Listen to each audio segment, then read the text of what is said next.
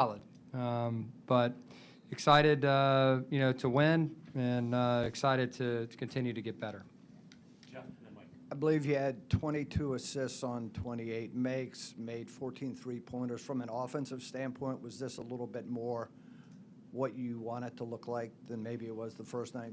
I don't know that I would say that. I think their zone bothered us, I would say. I felt like too many times we were playing outside of three and above, the timeline, and they pushed us out, and we didn't play below them enough.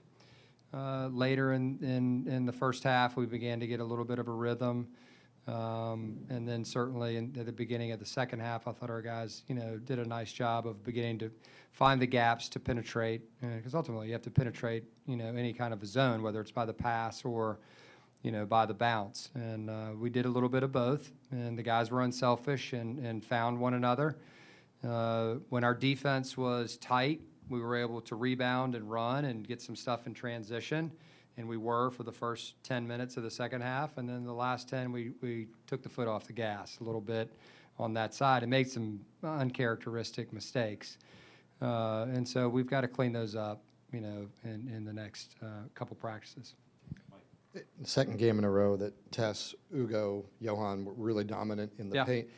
Can you tell from your eye if that's going to translate when they don't have the same physical advantage that they've had in these two games? We'll see. Yeah, we're just at the beginning of this. Yeah, I can't answer that right this second. I think we've got to get a lot better. We know that, and most teams do at this stage. If you stay like you are right now, it's going to be a problem. And so our focus is just to continue to play to our strengths, and certainly they're a part of that. Trying to get them the ball inside when we can is going to be important for us.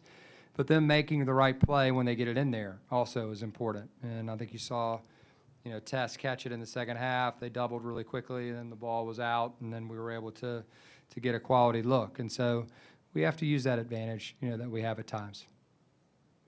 With the full court man-to-man pressure, is the goal to force turnovers or to disrupt them and take them out of their rhythm and use up some shot clock? Yeah, it's not to force turnovers. Yeah, it's to pressure, all right, and guard their ball handlers full court, to take the time, really, is what we're trying to do. And occasionally you'll get some steals just because of it. That's not to say that we don't have, a press where we trap and do some of those types of things. We have different presses when it's dead ball, all right, and it's a free throw and things like that.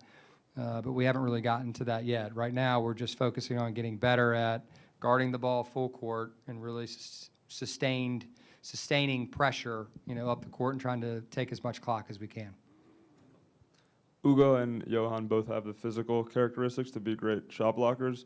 What's been the process of bringing them along defensively otherwise? Yeah, I think that some of it's natural. Like, they just have that ability to do it. And I think the other part of that is just, making sure that they get their body between the ball and the basket. And there's a lot of times where, guards are coming down or someone else is coming downhill at you. And I think Johan had quite a few tonight where his chest was right there, in front of the offensive player. It's really textbook wall up, and really proud of him for that. And Ugo, he's more of a swatter. He likes to swat the shot, and he's really good at that too. And I thought he had an excellent first half from that perspective. Jakari, Ugo, and Chance have proved to be a very valuable unit coming off the bench together. Can you speak just a little more to that, and also a little more on the pairing of Ugo and Johan as well, which you mentioned after Ryder? Yeah, that was the first time we've done that, and we've practiced it, 4 or 5 times at this point, and I thought they did pretty well, in both halves. Certainly in the first half, you could see, they're 2 tall guys out there, and you have to monitor when they're in there. And you try to do it around a break if you can, so they get a little bit of a rest and they're not having to go 2 stretches, or at least one of them isn't.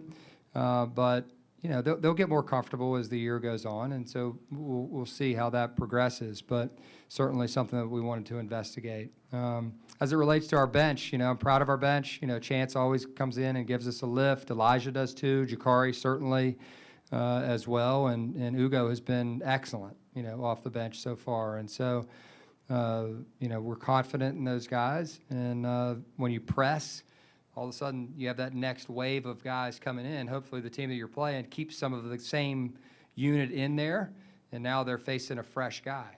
And so that's part of the strategy, but it doesn't always work out that way when you're playing a deep team.